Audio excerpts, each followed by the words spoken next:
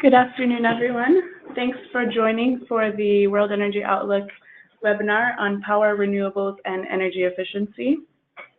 My name is Kira West. I'm joined with a couple of colleagues who were analysts working on this part of the report, Elie Belfra and Brent Warner, who will be presenting today.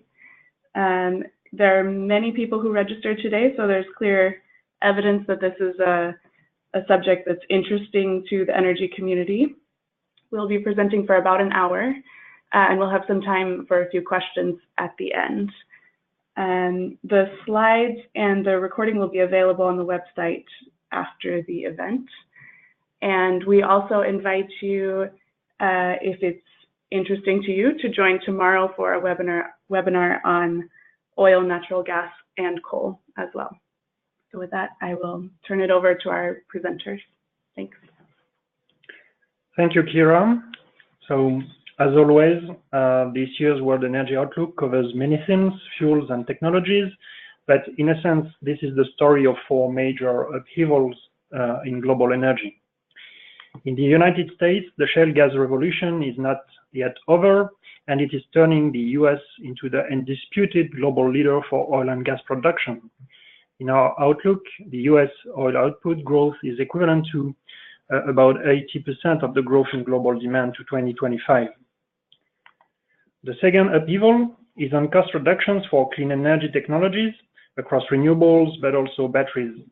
We'll develop that further about renewables and in particular solar PV cost reduction in this presentation.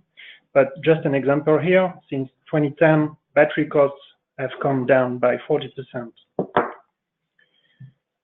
Then we are used to the idea that China drives many global trends, but typically we are talking about coal and oil markets. However, China is entering a new era in its development, and this country will continue to shape global energy trends. China is the country focus of this year's World Energy Outlook, and for those who want to know more, there is a China Energy Outlook that will be launched by the end of this week. Last but not least, electrification. Electricity is becoming an ever larger part of our energy use and our energy-related spendings. So we are all surrounded by an increasing number of digital and connected devices in our daily lives. In our outlook, electricity demand increases at twice the speed of overall energy demand. So these changes bring reasons for optimism, brightening the perspective for more affordable and sustainable energy. But this comes with new risks, and we need to constantly reappraise and reinforce our approaches to energy security, and in particular for electricity. As we will see, we are still not on track to meet global objectives on climate, access, or on air quality. As ever, there is no single story about the future of global energy. That is why we usually develop several scenarios in the World Energy Outlook. The first part of this presentation focuses on our main scenario, the new policy scenario, which shows where today's policies and policy intentions are leading the energy sector, especially regarding power, renewables, and energy efficiency. The global population rises to more than 9 billion people by 2040, adding the equivalent of a new Shanghai to the urban population every 4 months. To meet the needs of this growing population, energy demand increases by 30% over the next 25 years in our main scenario.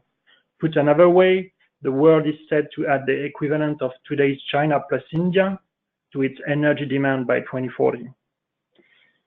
The familiar story is that developing countries in Asia represent about 2/3 of this growth. China remains the world's largest energy consuming country, but as China moves towards a less energy intensive economy, the largest contribution to the increasing global demand, almost 30%, comes from India. But changes are not confined to Asia. Countries are switching roles and outlooks across the world. In Africa, for example, new technologies and business models are opening up a pathway to address the chronic lack of access to modern energy faced by many. We typically think of the Middle East as the center of global oil production, but we should also be looking at this region as a growing center of global energy consumption. And the most dramatic change in roles, however, of our 17 outlook is the turnaround of the United States from a major consumer and importer to a major exporter. Our economies are already becoming more efficient. Every year we make more productive use of energy. In 2016, the amount of primary energy needed to produce 1 unit of GDP fell by around 2%. This is a slower decline compared to the year before, but remains a faster pace than in the decades prior to 2010. Just to give a sense of how this global evolution is triggered by energy efficiency policies. In 2000, the coverage of final energy demand by mandatory energy regulations was around 10%. It increased to around 20% in 2010, and it has now reached more than 30%. As you can see, European Union and Japan are among the regions making the most efficient use of energy in the world. This is a clear result of past efforts for both regions to limit energy demand growth by implementing energy efficiency policy frameworks. The EU also benefits from an advantageous economic structure with a relatively low contribution of the industry in its economy, especially the heaviest industries. Among developed economies, the United States or South Korea are more energy intensive, and the situation is also contrasted among developing economies. China is still by far far more energy intensive than India, despite tremendous progress achieved over the last decades. In our outlook, all regions see an improvement in energy intensity. While this is not enough to meet the United Nations SDG target of doubling the global rate of improvement in energy efficiency by 2030. Reduction in energy intensity is largely driven by the implementation of new policies. The current level of efficiency gains would erode over time if the pace of policy delivery were not accelerating. Despite some continuity in our central scenario, such as the EU remaining the region with lowest energy intensity and the United States remaining more energy intensive, the ranking of some key regions is changing. China improves rapidly, witnessing the fastest reduction in energy intensity of any country or region projected for this period, falling by 3.4% per year on average through 2014. This is largely the result of structural changes in the Chinese economy, from a heavily industrialized, export-oriented economy to an economy more driven by the services sector and domestic consumption. However, per capita energy consumption in China will continue to grow by 1/4 through to 2040, overtaking that of the European Union by around 2035. India is making its own path, limiting its energy demand growth while its economy continues to grow at very high pace, about 6.5% a year by 2040, and even while giving access to modern energy to most of its population. This is quite an exception, with no such precedent from an already developed country today. India is maybe inventing a new model of development, including innovative business models and leapfrogging in many technologies and social areas, a way that Africa would certainly be following shortly.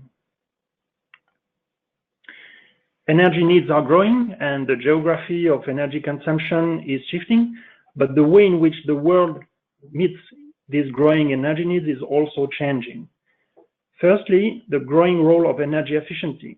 Without improvements in energy efficiency, the growth in global energy needs would be at least twice as large. Among the fuels, the outlook for coal, which met most of the growth in the last 25 years, is now essentially flat. Oil demand continues to grow to 2040, albeit at a steadily decreasing rate, and natural gas, the element of continuity in our outlook, rises strongly to 2040, but renewables are the big winner for the future, with growth in wind power, solar PV, and others growing the most. Changes in China help us to understand and explain the switch in trends between the last 25 years and over the next 25 years. Renewables contribute substantially to meet our growing energy needs to 2040, especially in the power sector. Brent will come back later on the speed at which renewables are deployed in the power sector. But what we can see in this view is that direct renewable energy use for heat and transport clearly lags behind. One element of explanation is that these segments are often overlooked by policymakers. Less than 100 countries have policies to support them, a clear gap compared to the power sector where more than 150 countries already have policies in place. Other technical barriers, such as the lack of awareness, for instance, explain the limited growth of renewables in heat supply. As a consequence, the growth of non-renewable energy use is limited for electricity, but remains quite significant for both heat and transport in the new policy scenario. This calls for further push of decarbonization strategies in these two segments. However, energy demand growth could have been much higher in our new policy scenario, where there are no energy savings trigger policies currently in place or under consideration. Heat energy efficiency is particularly important in industry, in particular in China, and in buildings in advanced economies. Energy efficiency was and remains the first fuel in our new policy scenario. Now let me stress the importance of harnessing synergies between renewables and energy efficiency to accelerate the clean energy transition, in particular in heat and transport. In Rio 2017, for the first time, we have analyzed those synergies in the building sector, underlying the importance for building codes to cover renewables, and in the industry sector, how best to meet heat demand at various temperature levels with a mix of energy efficiency and renewable solutions. We show how both can contribute together with greater electrification of end uses to decarbonizing the energy sector even further. But we will come back to that later.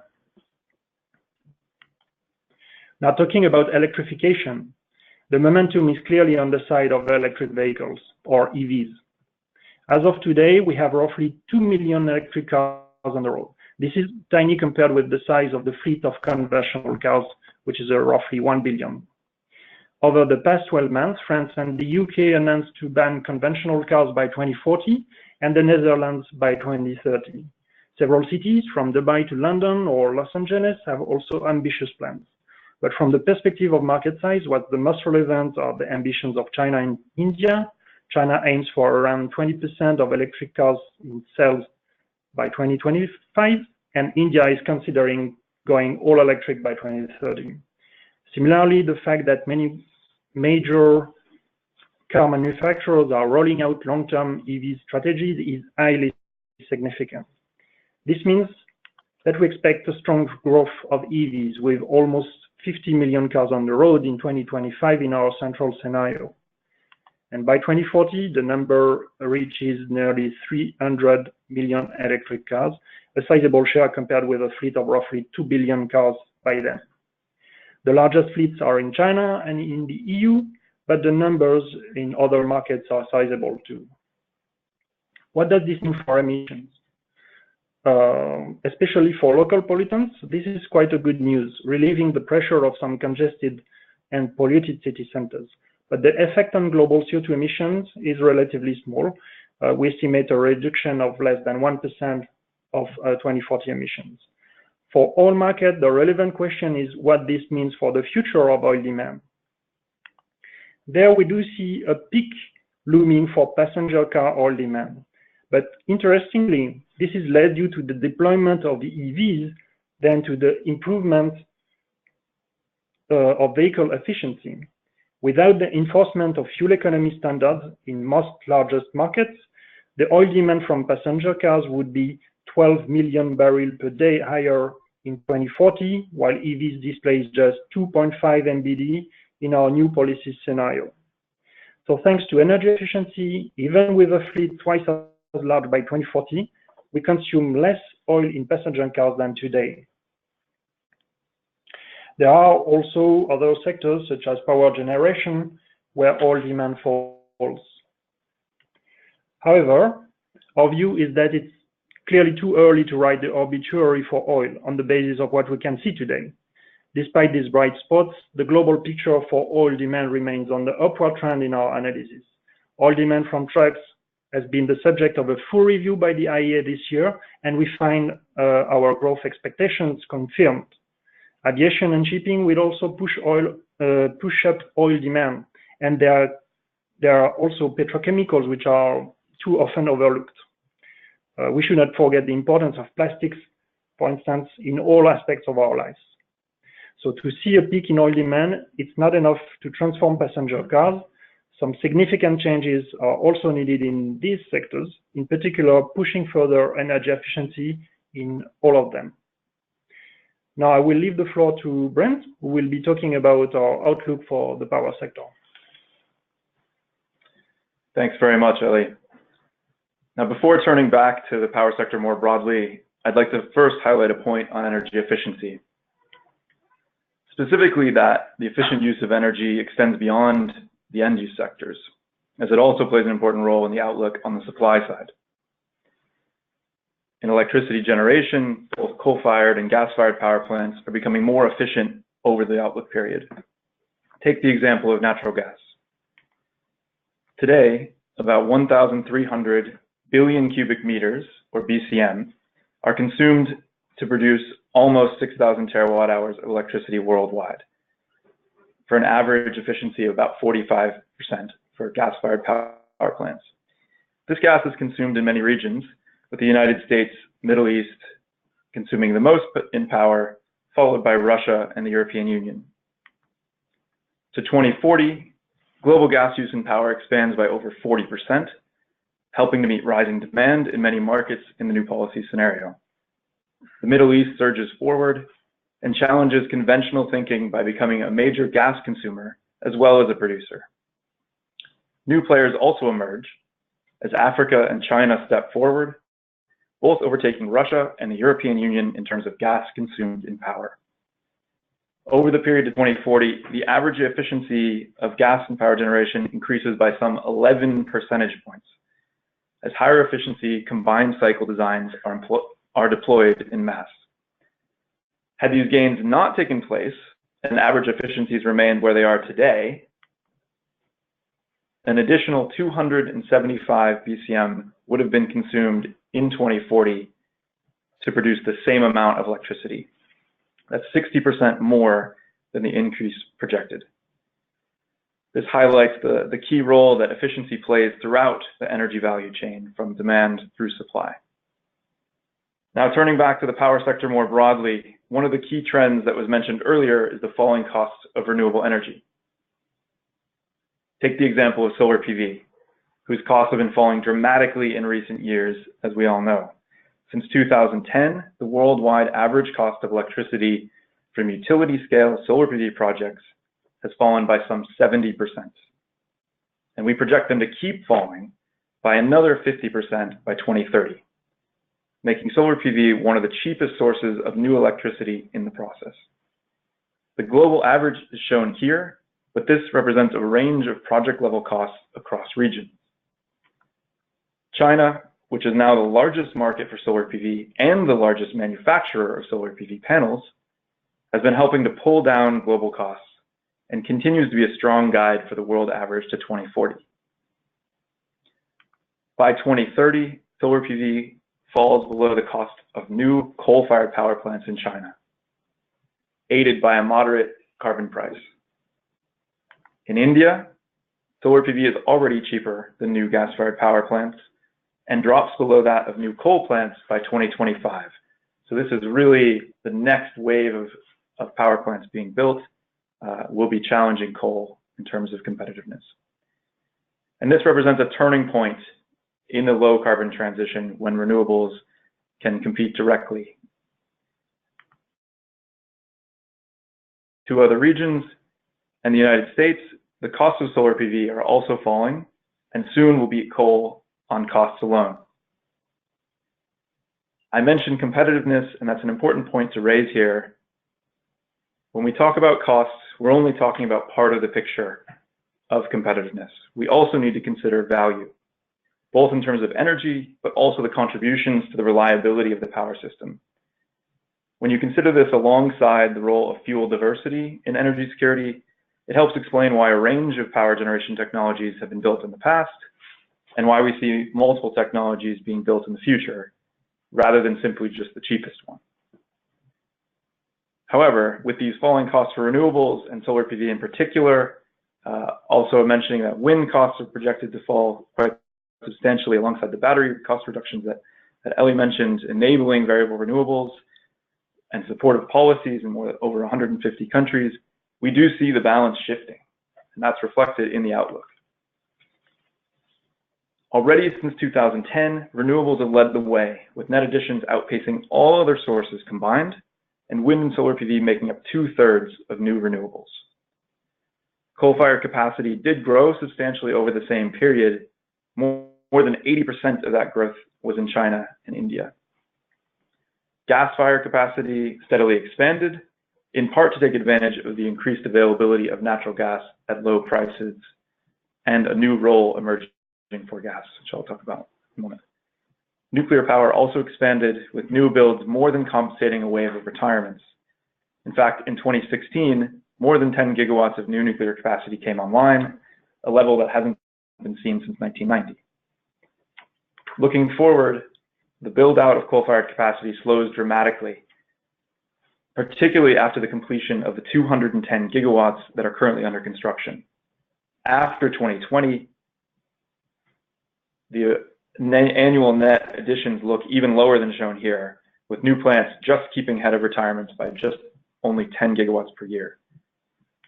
Gas-fired power plants continue to be built at the recent pace, favored for their relatively low CO2 emissions and low upfront capital costs, as well as their operational flexibility that is becoming increasingly important as the share of renewables increases. Nuclear also increases, with China becoming the global leader in nuclear energy by 2030, overtaking the United States.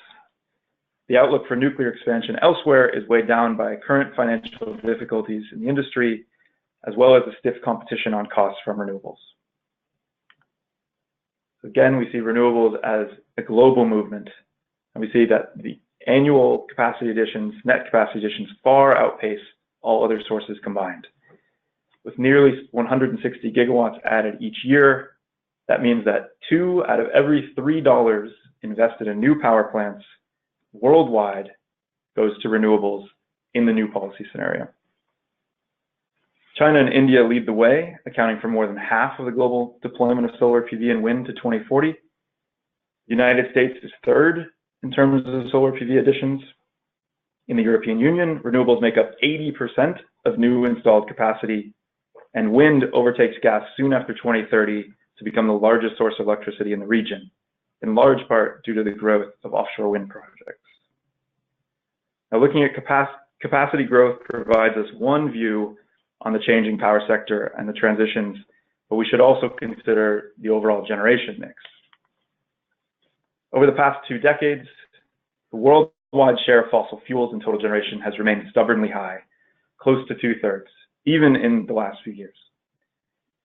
To 2040, we project global electricity generation to increase by about 60%. That's twice the rate of overall energy demand growth. So what will all those capacity additions for renewables mean for the overall electricity supply?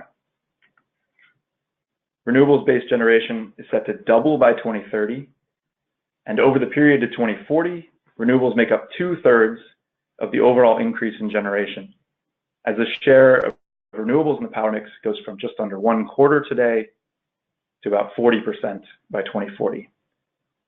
Hydropower, not often talked about, remains the largest source of low carbon generation, while wind and solar PV are the real growth stories. By 2040, the share of wind and solar PV in generation rises from 5% today to 20% worldwide, and noticeably higher in some markets led by Europe. The successful integration of variable renewables will depend on upgrading electricity market designs in order to encourage system flexibility. This can be provided from a variety of sources, including conventional power plants, demand response, and energy storage, and is increasingly a topic we are engaged in the analysis of here at the International Energy Agency. Nuclear power looks to continue providing about 10% of overall generation, though 40% of the new nuclear capacity is built in China alone. From this picture of low carbon sources, this means that the share of fossil fuels in generation falls from 2/3 today to half by 2040, with the implementation of current policies and policy intention. And this is in part because of the long lifespan of power plants, lasting 30, 40, 50 years or longer. Oil remains a very small part of the mix. Gas-fired generation is set to increase substantially, accounting for 20% of the overall growth in electricity generation, as it's a key provider of flexibility needed to maintain the reliability of electricity supply as renewables grow. This means that coal-fired generation is broadly flat to 2040, in stark contrast to the doubling that occurred over the past 25 years. Growth in India and Southeast Asia are offset by reductions in advanced economies. Within coal, lower efficiency subcritical designs make up a falling share of the overall generation, falling from about 40% of total coal generation today to below 20% by 2040. So that provides a view at the world level, but changes are at the regional level, and our analysis is at the regional level. So let's take a brief look there to better understand our outlook. The scale of electricity demand varies widely by region, with the highest annual levels today in China, the United States, and the European Union. And overall, despite efforts on energy efficiency, we project electricity demand and supply to expand everywhere in the new policy scenario, but by varying degrees. In advanced economies, increases are limited, growing by less than 1% per year in the United States and less than 0.5% per year in the European Union. Meanwhile, electricity generation doubles in the Middle East and more than doubles in Africa and Southeast Asia by 2040. In India, electricity generation is set to triple by 2040, adding the equivalent of the European Union today. But the region that we see the largest growth is in China, which was also the focus, was the center of our regional focus this year in the World Energy Outlook. And there we see electricity generation increasing by some 4,000 terawatt hours, about the size of today's United States market. So that means increasingly that the global direction for the power sector depends on decisions made in China, India, and other developing countries. So let's take a quick look at the direction of travel in some of these key regions. Two indicators can provide a sense of the clean energy transitions happening in the power sector. The low carbon share of electricity generation, shown on the horizontal axis, and the CO2 intensity of electricity, shown on the vertical axis. At the world level, we've seen that the low carbon share is increasing to about 50% by 2040, which is helping to reduce the average CO2 intensity to the level of a new gas-fired combined cycle power plant, and about half that of a high-efficiency coal-fired power plant. And this is the result of contributions from around the world. China moves forward under planned power sector reforms, the 13th five-year plan to 2020, and longer-term ambitions under the Energy Revolution strategy, moving from a coal-dominated system today to one where renewables are the leading source of electricity by 2040. India makes great strides, aiming high for renewables and solar PV in particular, and every year ratcheting up their implementation efforts to make these aspirations a reality. The United States also advances on both indicators, but at a slower pace than others, as federal energy policy looks to emphasize energy security rather than emission reductions. In Indonesia, part of our recent Southeast Asia energy outlook, we see that coal remains dominant, though renewables make significant gains. In Japan, the restart of the nuclear fleet and the rapid expansion of renewables, solar PV again in particular, drive up the low carbon share and down the CO2 intensity. Mexico looks to build on reform efforts, reducing the use of oil while expanding renewables and gas in power. Many of these themes are starting to feel familiar. And out in front, or near the head of the pack, the European Union explores new territory with rising shares from wind and solar PV, as the CO2 intensity of electricity supply moves towards zero. So all these regions are headed in the right direction under current and planned policies, but we see from the previous picture on overall fossil fuel generation that the CO2 emissions from the power sector are essentially flat. This means that we're not on pace to hit global goals set for addressing climate change, and we also see in the new policy scenario that we're missing other targets related to energy in the new policy scenario. So in order to address this concern, we've put forth a new scenario for this year's World Energy Outlook, the Sustainable Development Scenario. It provides a detailed and integrated approach to achieve 3 central energy-related UN Sustainable Development Goals. First, urgent action on climate change. Second, achievement of universal access to electricity and to clean cooking. Third, a dramatic reduction of pollutant emissions. At the International Energy Agency and in the World Energy Outlook, we've paid particular attention to climate change for many years, recognizing it as the foremost challenge of our time. We've analyzed energy access and air pollution separately before in the past in World Energy Outlook special reports and other IEA publications, but this is the first time we've considered these 3 strategic objectives together in one integrated scenario in line with the UN 2030 agenda. On the first pillar, addressing climate change, our main scenario details many positive developments: the growth of low carbon sources, renewables, new efficiency policies, China's transformation, India's solar deployment, yet global CO2 emissions continue to rise to meet rising energy needs, reversing the recent stall of global emissions over the past 3 years. We've seen why power sector emissions remain broadly flat, with transport and industry pushing up the total in the long run. In our sustainable development scenario, a much stronger global policy push leads to a peak in CO2 emissions before 2020, followed by a substantial decline, with emissions nearly halving by 2040, in line with the global objectives of the Paris Agreement. And how do we get there? Energy efficiency and renewables. These are the 2 main levers that move us towards a sustainable energy pathway. They account for 80% of the cumulative CO2 emission reductions beyond the new policy scenario. And it's very important that, and we've highlighted this in the report this year, to capture the synergies between energy efficiency and renewables, as was mentioned by my colleague Ellie. And this will be an important point for our policymakers to tackle in the future as we transition. So on a sustainable path, the world becomes twice as efficient as it is today.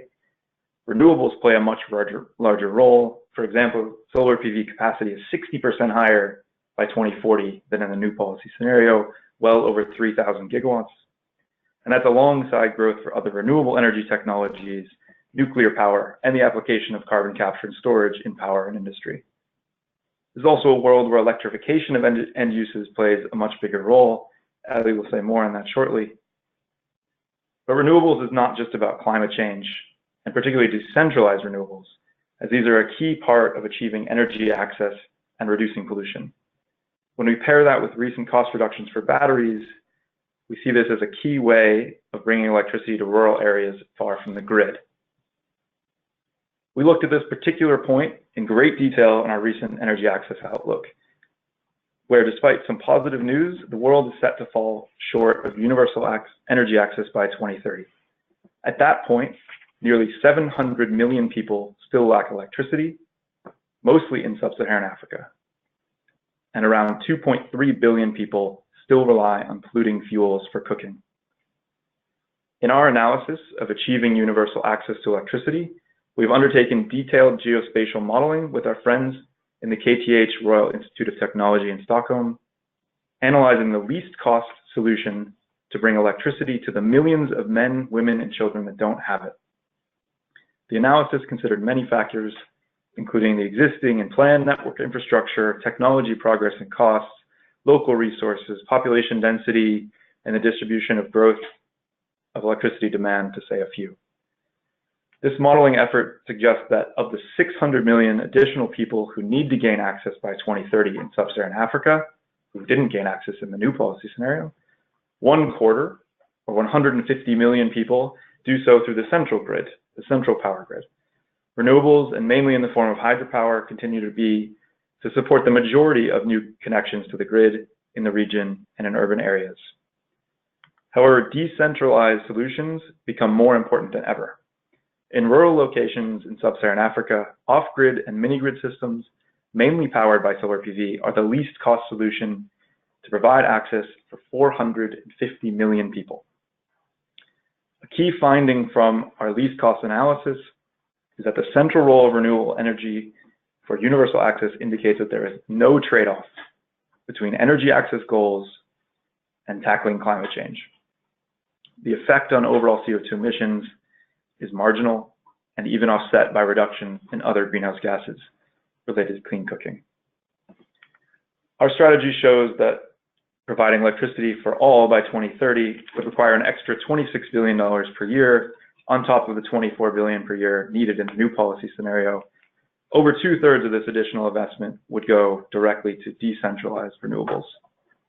Under the right conditions, the private sector has a very important role to play here, and people without electricity already dedicate much of their income to poor quality, expensive, and polluting energy, and new business models are emerging on the ground to make this a reality, to make energy access a reality. However, achieving universal access will also require strengthened policies, effective infrastructure planning, and higher levels of strategic investment. Modern energy is also needed for productive uses to meet development goals. The political will is gathering and building, but needs to be expanded to all countries or people will get left behind. So our sustainable development scenario is also about clean air, a key energy policy priority in many countries. This is a problem largely caused by energy, with 6 million premature deaths worldwide estimated, but the solutions are also to be found in the energy sector. In the sustainable development scenario, premature deaths are reduced by half through a combination of efficiency, pollution controls, greater use of renewables, moving away from solid biomass as a cooking fuel, and generally less reliant on combustion. With that point, I'll pass the floor back to my colleague, Ellie, to talk a bit more about the sustainable development scenario. Thank you, Brent. Turning back to electric vehicles in the sustainable development scenario, the electrification of road transport just booms in this scenario. Electric vehicles, being zero tailpipe emission vehicles, combine two objectives of the sustainable development scenario: air pollution and climate change mitigation. China alone accounts for more electric cars in the sustainable development scenario in 2040 than the entire world in the new policy scenario, exceeding 300 million electric cars on the road.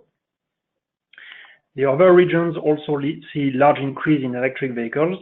The United States is back on track compared to the European Union, and in India and other Southeast Asian countries, the electrification of transport is pushed even further, more focused on three-wheelers, small cars, and public fleets. Developing economies represent the bulk of the global electricity demand growth to 2040, more than 85%, driven by industrial electric motor systems in the new policy scenario, but also cooling needs as the population is getting wealthier and lives in warmer climates than most advanced economies.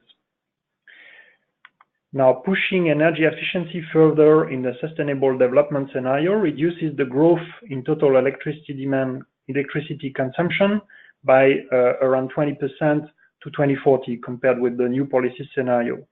And this despite further electrification of transport, as we said, and also further electrification of heat demand with the deployment of heat pumps, for instance. In this new configuration, with almost 1 car in 2 on the road being electric in 2040, transport becomes the largest source of electricity demand growth in the sustainable development scenario, even above industrial electric motor systems. Last question of this presentation: how much does it cost to put the global energy system on a sustainable and low carbon pathway? On the supply side, slightly less investment is required in this sustainable development scenario than in the new policy scenario. This is essentially a matter of rebalancing investment in fossil fuels, from fossil fuels towards cleaner energy, moving investment in oil and gas production, in fossil fuel-based power generation towards renewables, some nuclear and CCS technologies. However, more investments are required on the demand side to enhance energy efficiency, but also to foster deployment of renewable energy use at the end use level, and to further deploy alternative vehicles, as we have just talked about. All sectors will have to raise their low carbon investments, in particular the buildings and transport sectors, but those lead to large savings in expenditure on energy and import bills of countries. Overall, investment in the sustainable development scenario is just 15% more than in the new policy scenario, or $69 trillion through to 2040 compared to $60 trillion in the new policy scenario. Just talking about costs for full access and reduced air pollution, it's an additional $1.6 trillion in the sustainable development scenario compared with the new policy scenario. And this is another demonstration that there is no real trade-off between the three global goals adopted in the sustainable development scenario. Now we have reached the end of this presentation. Just a short conclusion. Despite progress in many areas, renewables, energy access in Asia, energy efficiency improvements, etc., the world is going to fall short of many of the most direct energy-related dimensions in the United Nations SDGs, and we need to strengthen actions to meet those goals. In particular, synergies between renewables and energy efficiency are central to any decarbonization strategy. We must ensure renewables and energy efficiency don't play against each other, but on the contrary, that actions are coordinated and policymakers take a holistic view to make the most of both. Regarding our sustainable development scenario, much more needs to be done to put the world on a path compatible with climate goals. But the world does not have to choose between climate goals and other key policy ambitions for access and clean air. The sustainable development strategy is not much more expensive, but requires a massive reallocation of investment within energy supply sectors and towards end-use sectors. Finally, electricity is the energy source of tomorrow, creating all sorts of new opportunities, but also some new challenges: market design, electricity security. And this is a topic very high on the agenda at the International Energy Agency and for the World Energy Outlook in 2018. So thank you all for your attention. We'll now be very happy to take some of the questions you may have. Thanks everyone for submitting your questions. For those of you that submitted questions about the data that's shown in the slides, I will just note that there's additional data shown in the report as well as in the annexes of the report. So you may be able to find what you're looking for there. First, I will ask a question that's come up about solar PV. Solar PV set new records again in 2017. How would you respond to criticisms that the IEA is conservative on renewables and on solar PV in particular? Thanks, Kira. Yeah, this is a question that takes the opportunity to clarify a few points. Often, or on occasion, our outlook is referred to as a forecast, and I think an important point there is that we are providing multiple scenario-based projections. In the new policy scenario, we're assessing the possible impact of current policies and also those policies being talked about and proposed. We're not trying to anticipate any policy changes beyond those being discussed. So we're trying to give a sense of where we're heading globally, but looking at the regional level, where we're heading with all of these actions considered. So given these ambitions, actually, where is this going to lead us? On the other hand, for many years, we've had at least one other scenario, a more ambitious scenario on climate, our 450 scenario, and now the sustainable development scenario, looking at where we actually need to go in order to meet these larger goals. And unfortunately, there's quite a space between the two scenarios and where they're leading. Now that space is closing, and particularly on renewables and solar PV in particular, that space is closing and policy actions are ramping up. And that's a key point, that policies really matter quite a lot for renewables in the power sector. More than 90% of renewables-based additions are policy-driven. This continues even with the falling costs. So we see this as an opportunity to continue to motivate action, to ratchet up policies and policy support, to keep the momentum alive for renewables and to accelerate it. So we would hope that the impact of that would be to increase and accelerate the uptake and deployment of renewables. This is, if you look back in the past at some of the examples, there's a very clear one for China on solar PV. If you go back to 2007, their goal for 2020 for solar PV total was less than 2 gigawatts by 2020. Now we fast forward to where we are today. They look that they'll go closer to 200 gigawatts. So the expansion plans on the policy side, and this has been supported by policies over that period, they're aiming at 100 times more solar PV in China by 2020 than they were 10 years ago. And this is the most striking example, but we've also seen rapid expansion of policy support in India, building on some of the early actions in the European Union in particular. Thank you. Thanks, Brent. Now I'll turn to a question on some of the regional results that we showed. Is China's greater energy intensity compared to India due primarily to China's stronger manufacturing sector? Yes, thank you for this question. I think we can, without a doubt, say yes, it's primarily due to a stronger manufacturing sector and heavy industries in particular. Today, the amount of steel produced, cement produced in China is huge, and the share of those sectors in the country GDP is much higher than in most other countries in the world. This is also a reason why the decrease in energy intensity in China will be faster than in other countries, in India, but many other countries in the world. This is because China aims at restructuring its industry very deeply, cutting steel production capacities, other capacities in particular, improving a lot energy efficiency in the most heaviest intensive sectors that will all contribute to reduce Chinese energy intensity at a faster pace than other regions. It's also important to note that despite Chinese has very high energy intensity today,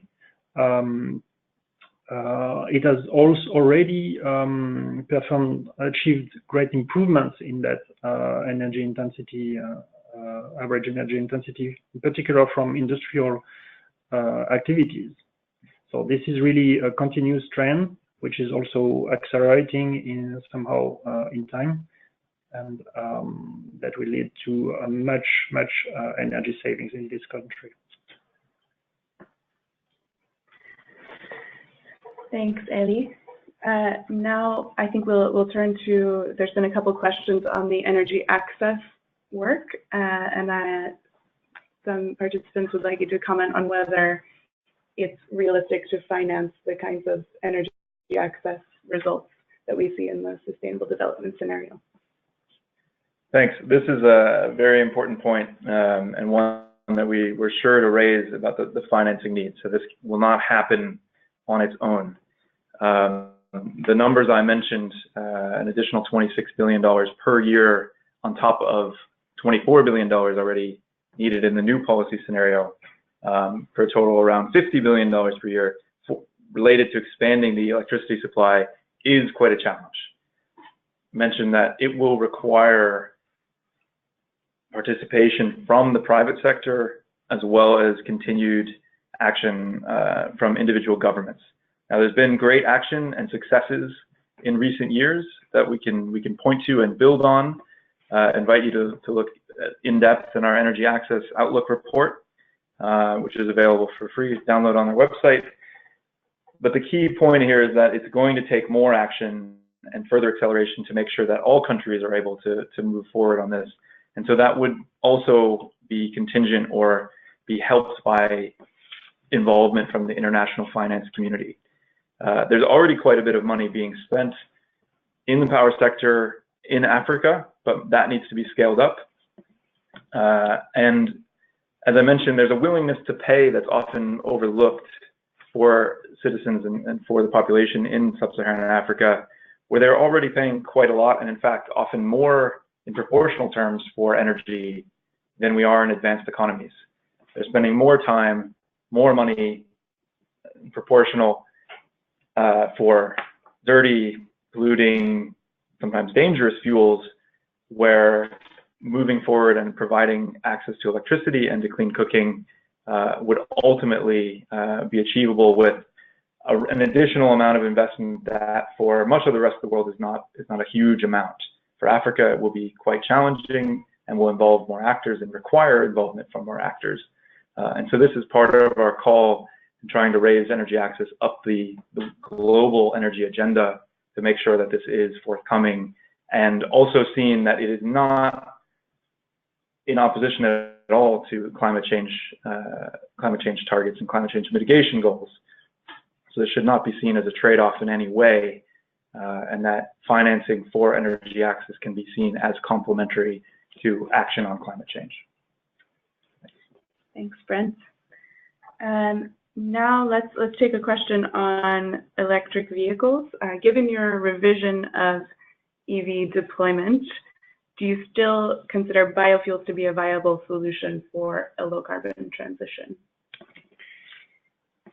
Yes, we talk a lot about EVs in this presentation, but liquid biofuels are currently shielded by blending mandates in many countries, and that will continue to be the case over our outlook period in the new policy scenario in particular. Biofuels, bioenergy, biofuels in transport will more than double by 2040 in the new policy scenarios, and we see that as an option with potential in the sustainable development scenarios, since biofuels would grow at around 7% a year, so it means a doubling of their consumption every 10 years, basically. In the coming years, if oil price rises, most Brazilian ethanol would reach cost competitiveness, but reaching cost competitiveness would be more challenging for other vegetable oil-based biodiesel in the world, since the gap is larger today, and because oil and vegetable oil prices are somehow correlated. Then the future of biofuels will be strongly dependent on cost reduction of advanced biofuels technologies, since food-based biofuel benefits and societal benefits in particular are being questioned in many countries, and especially in European Union. So maybe in the future, aviation and shipping sectors might be a shelter for those biofuels, given the lack of other low carbon alternatives in those sectors. Thank you. I think we have time for maybe one last question, and let's take one on what is the role that IEA sees for natural gas in terms of bridging the intermittency of renewable energy sources. Thanks. This is also a key question in the analysis and in the longer term outlook. This year in the World Energy Outlook, we had a focus on natural gas. Every year we have a region and a fuel. This year was China. and natural gas. One of the aspects that we were looking at there was the position of natural gas in the long term across multiple scenarios. So how does it look for the new policy scenario, but also how does it look for the sustainable development scenario? And it's one of the few points of continuity. And in fact, in the sustainable development scenario, it's the only fossil fuel that grows. You see substantial declines in coal and oil, but natural gas use would actually increase. So we would see that it plays an important role to be coupled with variable renewables, so with wind and solar PV that are reliant on variable renewable energy sources, wind and solar irradiation, coupling in order to secure the reliability of supply by providing that flexibility. Now, one important caveat and a point that we looked into in detail this year for the first time was about the environmental credentials of natural gas, and particularly methane leakage. Our colleagues working on this looked at the upstream oil and gas production and methane leakages in those operations and how that actually affects the view of natural gases and its environmental credentials. So we see that there's of the methane that's being leaked currently, more than half of it could be reduced through state-of-the-art applications and best-in-class practices at no additional cost. And this will be really important in positioning natural gas in support of broader environmental goals. And so that's quite a critical point that we raised this year for the first time to an extent where we show what could be reduced. And actually, even since publication, there's been a group of some of the largest oil and gas producers coming together and looking at taking voluntary actions to reduce methane leakage in order to shore up those environmental credentials. I should also say that in terms of flexibility, natural gas is not the only possible provider. Energy storage, and particularly batteries, those costs are falling dramatically, and increasingly we're seeing will be a competitor to provide the flexibility for gas. You also have potentially the participation of demand-side response. This is something that we've looked at in detail for several years within the World Energy Outlook and across the International Energy Agency. And particularly one new aspect in the energy world, the digitalization of energy and the availability of digital technologies is making the participation of demand response more likely and more viable, but also the applications of energy storage and providing more flexibility or tapping the flexibility that's there in our existing infrastructure. When you combine these are kind of a set of competitors to provide flexibility to help keep and maintain the reliability of the electricity supply with a rising share of variable renewables in the future. Thanks. Thanks. I think just one last question. We've gotten a couple of questions about the role of different segments in oil demand growth. So what does the IEA see in the different scenarios, particularly the sustainable development scenario, as the role for freight, aviation, and petrochemicals in particular in terms of oil demand growth? Yeah, thank you, Kira. This slide, in effect, triggers always a lot of attention.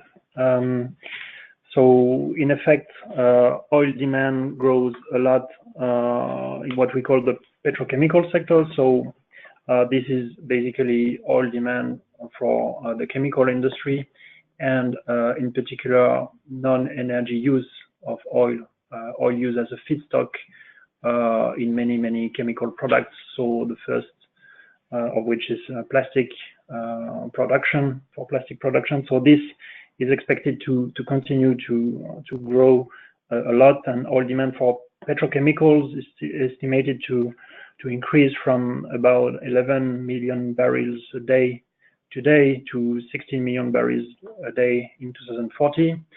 And since this is not a combusted oil demand, this oil demand growth is expected to remain pretty similar in the sustainable development scenario, which is quite an exception, I would say. Of course, there are also efforts to use alternative feedstocks such as coal or biomass, but bio-based chemicals are really gaining attention. But there is still a considerable cost gap to be competitive and compete for biomass with other sectors. And there is a competition, for biomass in other sectors where bioenergy can enjoy strong policy support too. So maybe one of the key substitution options is really to improve the efficiency of material use themselves. And this is an important complementary strategy in a sustainable development scenario. Then for the other segment, freight oil demand in particular, indeed, this is growing a lot, and that reflects the growth in all our economies and the fact that we consume always more goods and we have to transport them more and more over long distance. And that increases a lot the activity of freight activities, I would say. That doesn't mean that we don't consider any efficiency standard, fuel economy standards for trucks in particular. Today, the biggest markets, countries and regions have implemented regulations in that sense, and they will certainly continue to implement new regulations. And those are triggering more than 3 MBD of oil demand saving in our new policy scenario. So it's far from being nothing, but the activity effects leads to a growth in oil demand, though. Thanks, Eddie, and thanks to both of our presenters. Thanks to all of you for participating today. We're out of time, so we'll have to end it there. But as I said, the slides and the recording will be available on our website. Thank you. Thank you.